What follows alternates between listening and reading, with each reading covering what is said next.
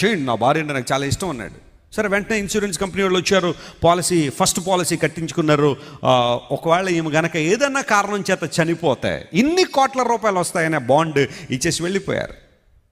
మురిసిపోయింది, సంతోషపడిపోయింది.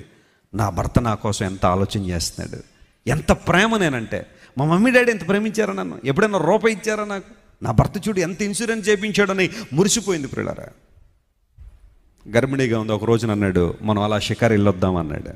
తప్పకుండా అండి, పదండి అంది. వెళ్ళారు. టర్కీలో ప్రాంతంలో ఒక ఎత్తైన ప్రాంతం దగ్గర తీసుకెళ్ళాడు. కాసేపు కూర్చోబెడితే ఆ కూల్ బ్రీజ్ తగులుతూ ఉంటే she was so happy and so excited.